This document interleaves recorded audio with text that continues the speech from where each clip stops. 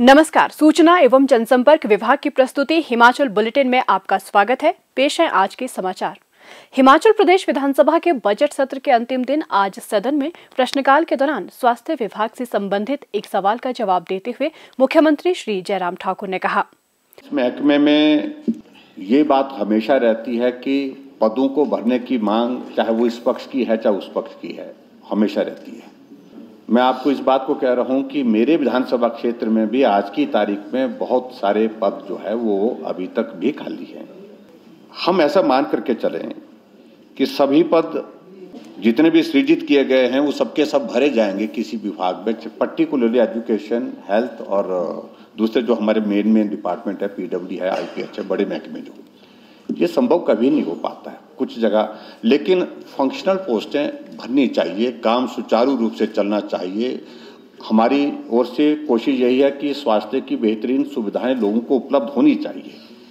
और अध्यक्ष महोदय, मैं इस बात को बड़ा स्पष्ट कर रहा हूं कि अब हमारे लिए खुशी का विषय यह है कि हिमाचल प्रदेश में अब हमारे पास मेडिकल कॉलेज गवर्नमेंट सेक्टर में ही 6 हो गए और 6 मेडिकल कॉलेज हिमाचल पूरे नॉर्दर्न इंडिया में पॉपुलेशन और जो हमारे जियोग्राफिक कंडीशन है, छोटे से प्रदेश में 6 मेडिकल कॉलेज सरकारी क्षेत्र में, 1 मेडिकल कॉलेज 150 सीट्स के साथ जो है वो प्राइवेट सेक्टर में है और एम्स आ गया।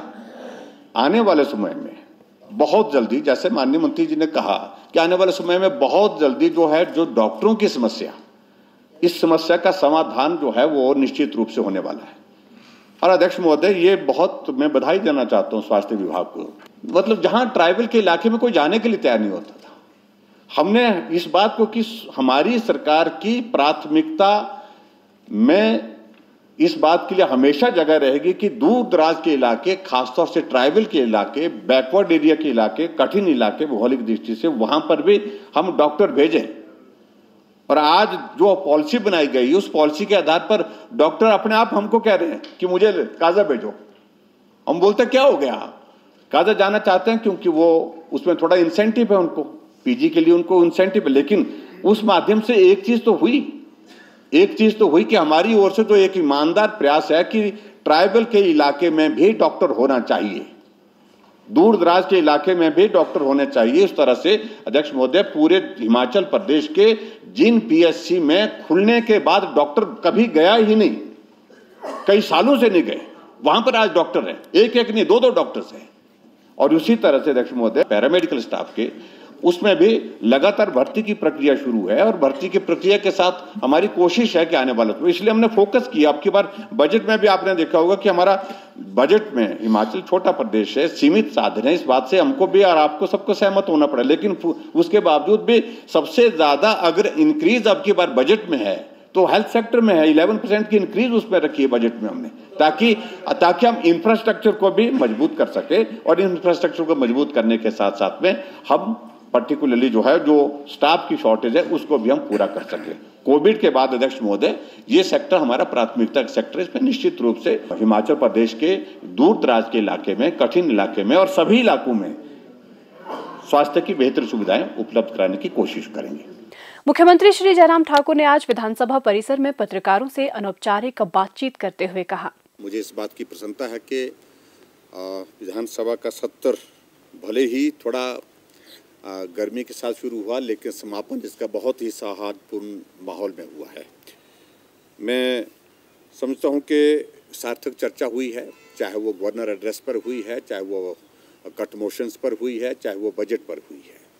और हिमाचल प्रदेश सरकार की ओर से हमारा ये 4था बजट था और ये 4था बजट हमने जो प्रस्तुत किया, कोविड के संकट के बाद इस तरह की परिस्थितियों का किया, जो परिस्थिति आज से पहले किसी भी मुख्यमंत्री के कालखंड में, कार्यकाल में नहीं आई, जो हमने अब की बार इस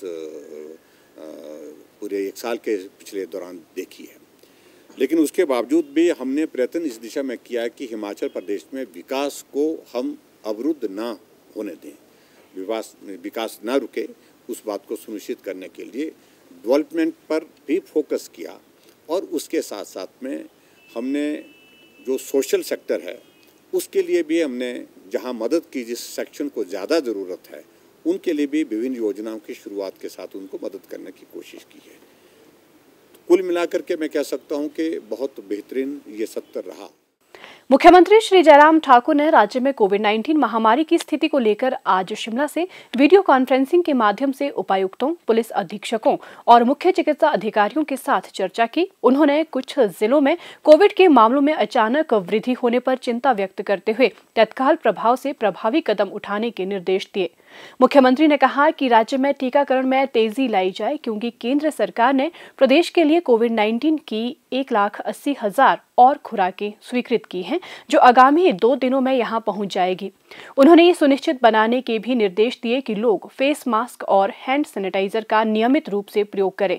इसके अतिरिक्त घरों में आइसोलेशन में रखे गए लोगों के लिए भी सभी मापदंडों का पालन अनिवार्य बनाया जाए। श्री जयराम ठाकुर ने कहा कि कोरोना वायरस के मामलों का पता लगाने पर विशेष ध्यान दिया जाना चाहिए। दुकानदारों और अन्य व्यावसायिक संस्थानों को मास्क नहीं तो सेवा नहीं की रणनीति अपनाने के लिए प्रेरित किया जाना चाहिए। उन्होंने कहा कि प्रदेश में सभी आधिकारिक मेलों का आयोजन नहीं होगा, ताकि कोरोना वायरस को फैलने से रोका जा सके।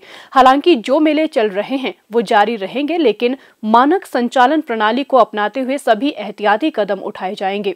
उन्होंने कहा कि सभी प्रकार के सामाजिक समारोह में घरों के अंदर और बाहर केवल 50% और अधिकतम 200 लोगों को शामिल होने की अनुमति होगी। मुख्यमंत्री ने कहा कि सभी फील्ड अधिकारियों को ये सुनिश्चित करना चाहिए कि ऐसे सभी सामाजिक समारोह पर प्रतिबंध हो जहां लोग उचित परस्पर दूरी बनाकर नहीं रख सकते हों। उन्होंने परीक्षणों, वायरस प्रभावित लोगों का पता लगाने और उपचार, टेस्ट, ट्रेस व ट्रीट की रणनीति प्रभावी रूप से क्रियान्वित करने पर बल दिया। इसके अतिरिक्त RT-PCR परीक्षणों को बढ़ाया जाना चाहिए और कंटेनमेंट जोन की पद्धति को कड़ाई के साथ लागू किया जाए। श्री जयराम ठाकुर ने कहा कि जिन क्षेत्रों में कोविड-19 के मामले तेजी से बढ़े हैं, वहां लोगों के टीकाकरण पर विशेष ध्यान दिया जाए। उन्होंने कहा कि लोगों को दवाई भी, कड़ाई भी की रणनीति अपनाने के लिए प्रोत्साहित किया जाना चाहिए।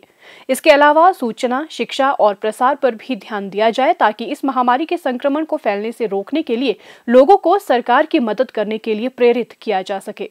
प्रदेश में कोरोना संक्रमण की जांच के लिए आज 5,526 लोगों के सैंपल लिए गए, जिनमें से 4,687 लोगों की रिपोर्ट नेगेटिव पाई गई है, जबकि 751 लोगों की रिपोर्ट आना बाकी है। अभी तक 11,95,423 लोगों की जांच की जा चुकी है, जिनमें से 11,34,135 सैंपल की जांच नेगेटिव पाई गई है।